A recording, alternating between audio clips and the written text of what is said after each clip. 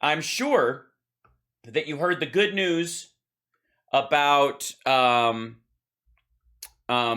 poll numbers today. Amazing, actually. Kind of incredible. Let's see if I can find the whoops, how do you spell that? How many N's in Quinnipiac? What are you guys fixing? Biden. There you go. This came out. Yeah, here you go. Quinnipiac brought him in at 33. Hold on. Oh, gosh. Oh, it's terrible. Guys, it's terrible. It's terrible. I'll show you right here. Oh, it's terrible. Look at that. Quinnipiac, 33%. I mean, it's basically over for Biden. I mean, come on. Now, that is Quinnipiac. That's the be all end all. I mean, they only use landlines and there's all kinds of other stuff. But I mean, sure, it's an outlier. Sure, it's 15 points or some such off of everything. I mean, sure. Fox News has him at 47%, up 3 points over the highest Trump ever got in their poll. Trump never crested over 44%, ever. That was like 44.8. He never hit 45. Ironically enough, the irony that this dickhead could not hit 45% on the thing. And what you're seeing the news about is this old Quinnipiac 33%. Oh, it's devastating. Devastating. A 10% drop. Now, he's up in all the other polls. Reuters had him at 41. He's at 45. Politico had him at 41. He's at 44. YouGov's had him at 41. He's at 45. NPR's stable at 42. CNBC, like all of these are bumped up basically 3 points. Whoever had him at 41, he's up 3 points. Quinnipiac's at 33%.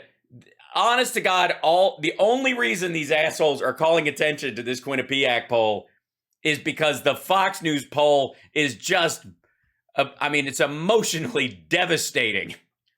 Can you imagine how Mike Pillow feels right now?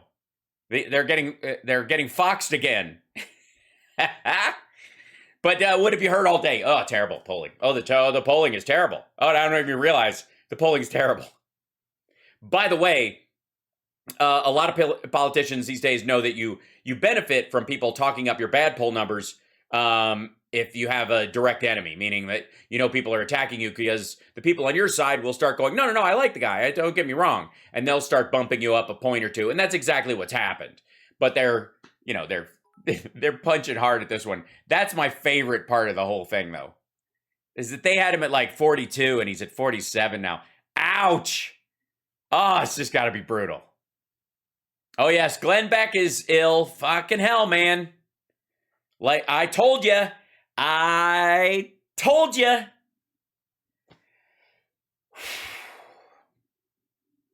And I'm like, and he's not vaccinated, and he's just a dumbass. And he even admitted in this radio interview that he did that monoclonal antibodies aren't helping with Omicron, if that's the one that's hitting you. Now, we don't know if he has Delta or, hopefully, if he's lucky, he's got Omicron and he's just kind of in shitty health. That's best case scenario, because Omicron, has tended to be lighter in individuals, and his extra bad symptoms might just be, and I quote, him, because he's a fatty fatso. That's what he calls himself.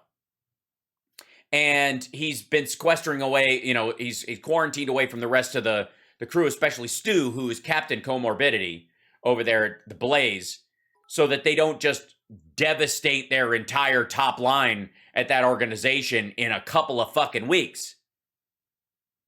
There's a reason why Fox has a vaccine mandate at the workplace and all that stuff. And largely it has to do with protecting their bottom line. Just making sure that this wave doesn't come through and wipe out 8 or 10 people, which would, both between hosts and producers and stuff, set them back a decade in terms of rebuilding the brand. They know this. It's not because they give a shit about their employees. They don't actually care if they get sick and die. They just want to make sure that the station keeps humming right along as the anti-American network. There's a lot of money in that right now. Level 3 hype train right away. All right. Thanks, guys. Thanks for joining. Look at that. Hype train. And on YouTube, don't forget to thumbs up, like, and subscribe. Don't hit the notification bell. I don't care what anybody tells you. That's a bunch of bullshit. You don't need that kind of thing in your life. If I dump all the video clips that I keep forgetting we have stacked up online in the middle of the night, you don't need your phone blowing up at 2 a.m. just because I'm a nutcase. It's not right. Yes, I mean, they don't care. I mean, Fox doesn't care if Tucker Carlson dies, except for it monkeys with their lineup. That's it. That's all. That's all I care. Level 3 hype train's almost there at 9 episodes. Oh, we cleared it all the way getting into the level 4. That's beautiful.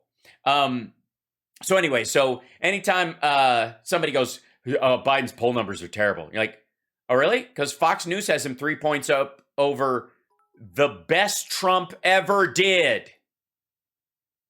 He's only below Trump's best numbers in 2 of these, NPR and Gallup. Gallup has him down 1 point from Trump's peak. This is the trough. This is the devastating bottom end. This is the end of the Biden administration. It's terrible. It's so terrible. Oh, it's terrible. Oh, it's terrible. And yet only 3 of these polls, 2 in the crazy outlier, have him below Trump's peak numbers. I have the best numbers, 44. You don't want to hit 45. If you're 45, it's bad luck. Right. So dumb.